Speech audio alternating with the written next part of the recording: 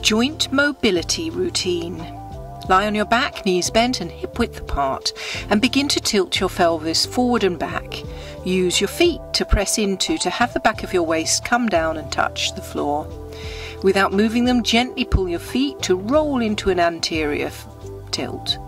Notice what happens to your head and neck as you do this. You're warming up your low back, but also your cervical spine and your neck now. Bring one knee to your chest and have one leg long along the mat. Squeeze that knee into your chest. If your knee can't tolerate an acute angle, hold underneath the knee instead of over the top of the shin. See if you can get the long thigh down onto the mat so that you can feel the front of the hip opening out and the psoas muscle lengthening. Feel the stretch across your backside on the knee that's coming towards you. Inhale, exhale and switch legs. These movements are all about keeping our joints supple. Re-elasticating stuck fascia and connective tissue. It's all about creating flexibility and increasing the range of movement in the joints as a result. Think about your spine, pelvis and hips.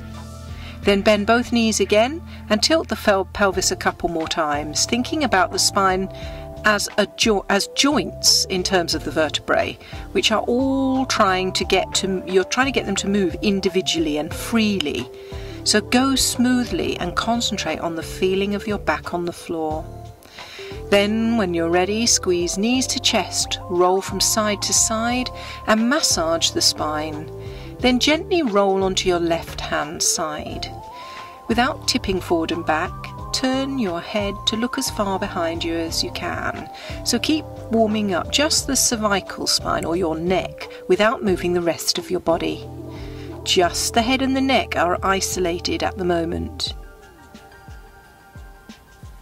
When you're ready, place your hand on the tip of your shoulder and lift your elbow up by your ear.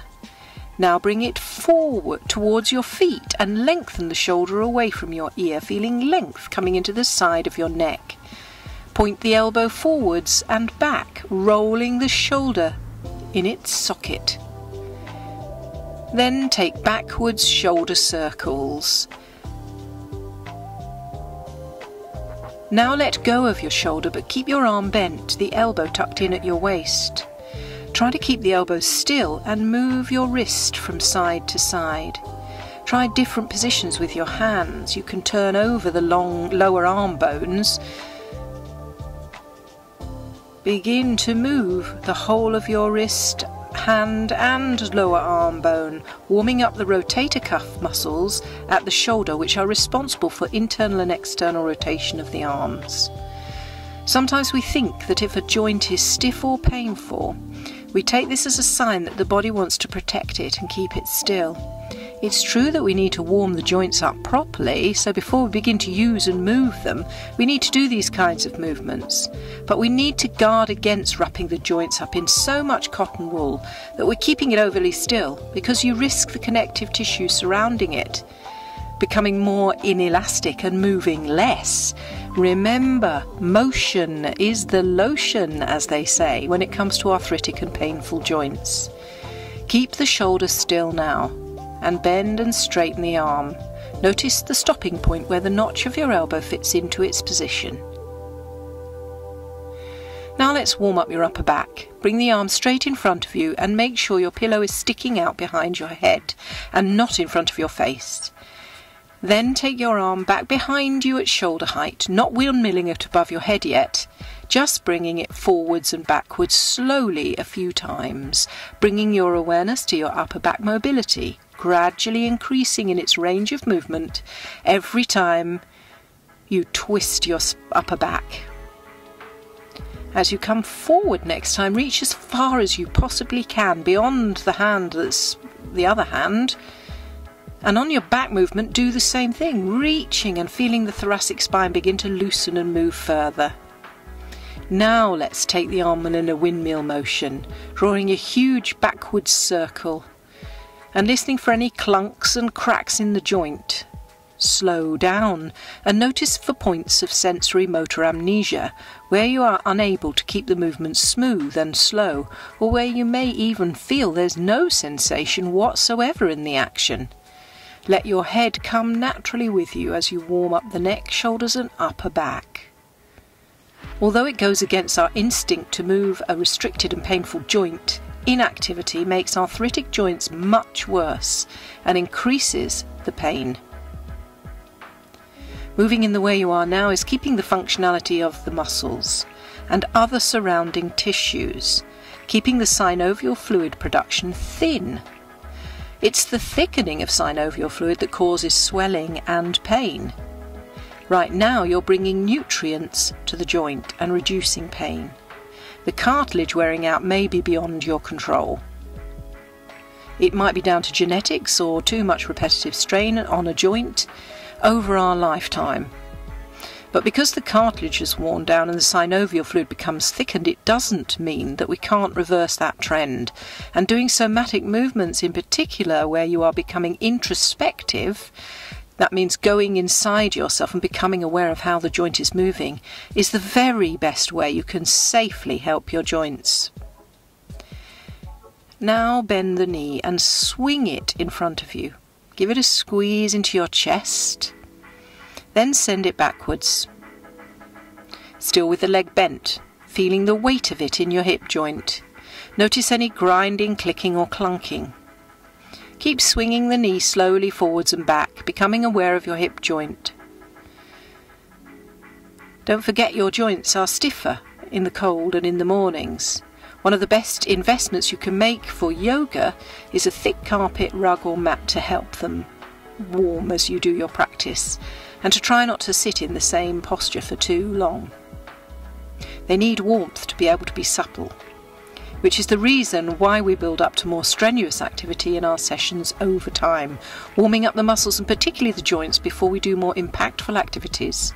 It's why we always start with gentle exercises, often laying down, and why we take this time to avoid bringing cold into the joints. That's why we ask you to bring a blanket to the sessions for the relaxation at the end. Bring the knee up to the ceiling and take hold of it under the thigh. Bend and straighten the leg there. Listen for clicks and crepitus at the knee joint. Keep the thigh still. You are just bending and straightening at the knee, warming up the knee joint. Remember that losing 5 pounds can make a massive difference to the friction of this knee joint. For every pound we put on in weight, the knee takes 3 pounds of extra pressure on the joint. So you can affect its function hugely if you're a little overweight. Now let's bring our focus once more to the hip joint and circle the leg. Again, feeling for big clunks and other sensations. It's our culture that makes us think that arthritis is inevitable with age. We call it wear and tear, but it's because we don't exercise like the ones you are doing now that our joints become stiffened and the range of movement decreases.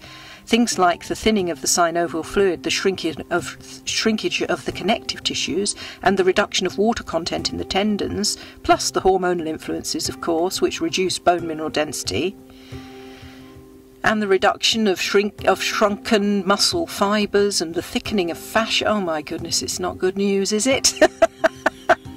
But it is really, because these things are not a result of age. They are a result of age, but we have an awful lot that we can do about this.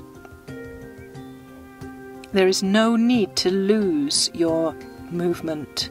Once more I say to you, motion is the lotion. Now let's look at the ankles and the feet. Keep your hand hooked under the thigh, or if that's uncomfortable for you, can just simply bring your top leg down onto the bottom leg. Point and flex your foot. Rotate it. Listen for clicks, crunches and noises in the joint. As it's circling, is there any part of the circle that it skips? Maybe it's doing a square. This really helps to free it. These noises are actually very helpful. Now point and flex your foot again. Then stop and spread your toes. Now rotate it once more. Release your leg and roll yourself gently onto your back and compare the two sides of your body. One has its joints, which have been moved through their full range of movement. The other side doesn't.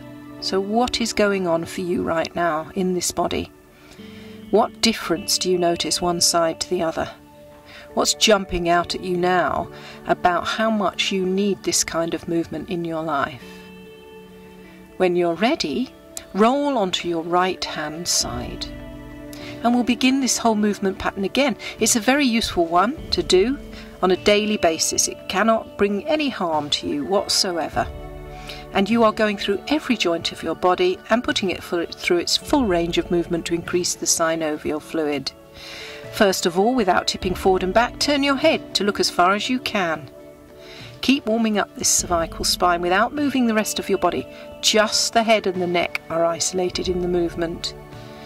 Place your hand on the tip of your shoulder and lift the elbow up by your ear. Now bring it down towards your feet and lengthen the shoulder away from the ear. Point the elbow forwards and back, rolling the shoulder in its socket. Then take backwards shoulder circles. Let go of the shoulder but keep your arm bent, elbow tucked in at your waist. Move your wrist from side to side, still with the elbow tucked in. Try different positions with your hands. You are turning the lower arm bones and warming up the rotator cuff muscles in the shoulder. Remember that a joint that is stiff and painful isn't a sign that you must keep it very still and wrap it up in lots of cotton wool. These gentle movements will help.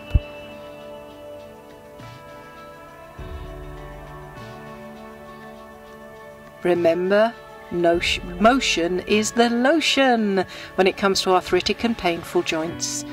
Keep the shoulder still now and bend and straighten the arm, noticing this notch where the elbow can't go any further back.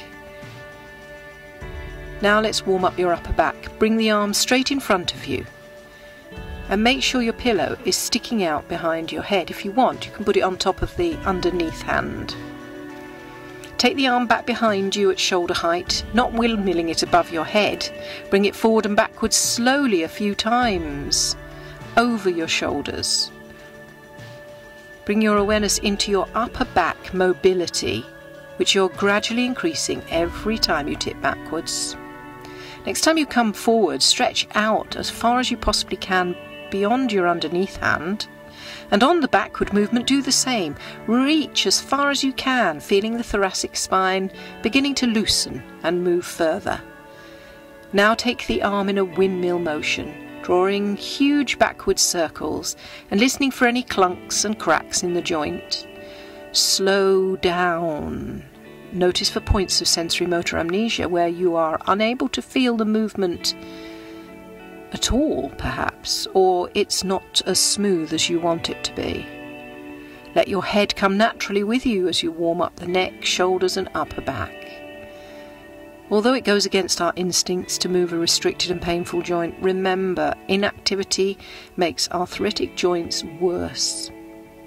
Moving in the way you are now is keeping the functionality of the muscles and other surrounding tissues. Just think, I am thinning my synovial fluid and increasing the amount of it, bringing nutrients to the joint and reducing my pain. You may not be able to reduce the cartilage that's worn, which again could be quite beyond your control. Maybe that you've actually been very fit and sporty in your life, and this kind of repetitive action has caused the cartilage to become worn down. But you can affect the amount of pain involved, because you can affect how much synovial fluid is present. You can affect the elasticity of your connective tissues and the way the fascia moves, so that your muscles slide rather than jerk and get stuck. Now bend the knee, swing it in front of you, give it a squeeze into your chest, then send it back behind you with the leg bent. Feel the weight of it in your hip joint. Notice any grinding, clicking or clunking. Keep swinging the knee slowly forwards and back, becoming aware of your hip joints. Your joints are stiffer in the cold and in the morning. So it's very advisable, if you're exercising in the morning, to make sure you take the joints through a full range of movement before you do any impactful activity. Start with gentle activities. That's why we always do things laying down, and we bring blankets to the sessions for the end. Remember to pace yourself through the day. So if you're doing gardening, try not to do it all day long. Have breaks for teacups of drinks and whatnot. Now bring the knee up to the ceiling and take hold of it under the thigh. Bend and straighten the leg there. Listen for clicks and crepitus at the knee joint. Keep the knee still though, you're just bending and straightening it at the leg at the knee, so that you can warm up the knee joint. Again, just let me reiterate that for every pound you put on in weight, the knee takes 3 pounds of extra pressure onto the joint. So the kindest and biggest difference that you could make to the knee joint is losing weight. Now let's bring our focus once more to the hip joint and circle the leg. Again, feeling for big clunks and other sensations. It's our culture that makes us think that arthritis is inevitable with age. Of course, we're calling it wear and tear, so it makes it sound like that. But it's because we don't exercise enough that our joints become stiff and our range of movement decreases. Everything you are doing now is helping to counterbalance the things that you can't control, things like the hormones. You're helping the muscles to be able to glide more easily. You're helping yourself come unstuck. Now let's bring our attention to the ankle and foot. Hook your hand under the thigh again, or bring your top leg onto your bottom leg.